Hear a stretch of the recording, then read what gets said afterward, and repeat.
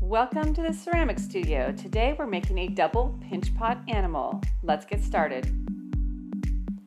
Start with a cube of clay and begin by making a sphere.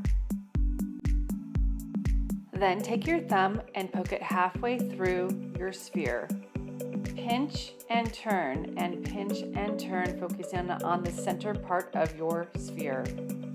Next, check the top rim and making sure that it is the same thickness all the way around. Tap it, flatten it out a little bit, and then go one more time around, making sure your circle is really good. Make a second pinch pot, and now it's time to join them together to make a hollow sphere.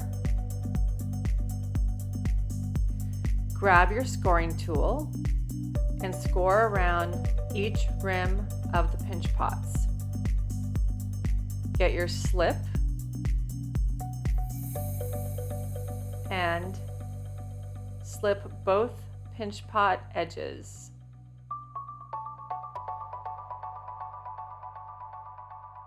Next, gently press them together. Be careful that you're not going to smush your sphere. Blend it, and then we're going to be adding a weld, also known as a worm. So create a worm shape, and you're just going to place it into the crevasse of your sphere, blending it so that your sphere ends up being perfectly round without any seams.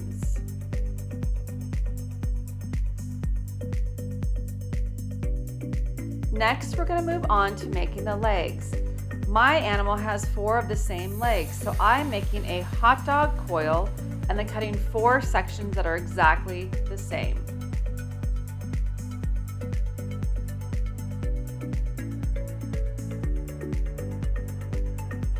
Now take each leg and form it into the shape that you'd like. Once you have all 4 legs formed, decide where you're going to be attaching them onto your sphere. Make sure you score both the leg and where you're attaching and give it some slip. Press it on securely and then attach the other ones.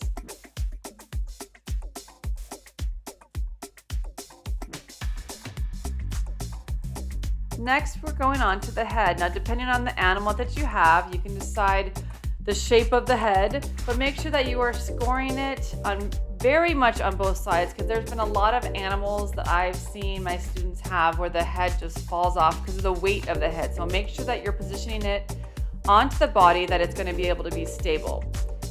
Using the same welding technique that we used on the sphere, we're going to take a worm-shaped piece of clay, wrap it around the neck so that you can blend it, creating a more natural transition within the neck and the body area.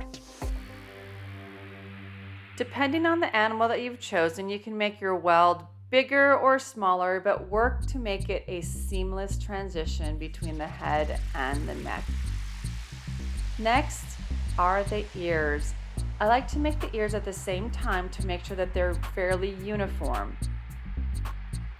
I found that it's easier to shape and make the ears before you try to attach it. Be mindful of the thickness of your ear. I've had a lot of students whose ears have fallen off once they've dried because they were too thin, or they've cracked or broken off before they even get fired. Make sure you score and slip and attach firmly. Sometimes you might want to smooth the seams, sometimes you want to leave that as an effect. Next, add the details. Depending on your animal, you can add the details as you'd like.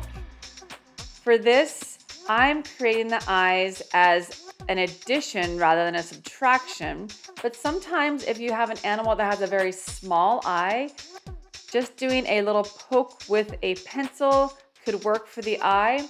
Here I'm adding 2 circles and then poking them to create a fun detail. Next is the tail. Now, this is a very thin tail. So what I would recommend, if you have a thin tail, try to keep as much of the tail attached to the actual body as possible. So this is super thin pigtail, but as you see, I'm attaching it at the base of the tail, but then I'm also keeping it very close to the body. It's not it's not hanging out away from the body, which could cause it to break off. And that is a wrap. Enjoy making your pinch pot animal. Keep looking at those reference photos for your inspiration. Thanks for joining me. I will see you on the next video.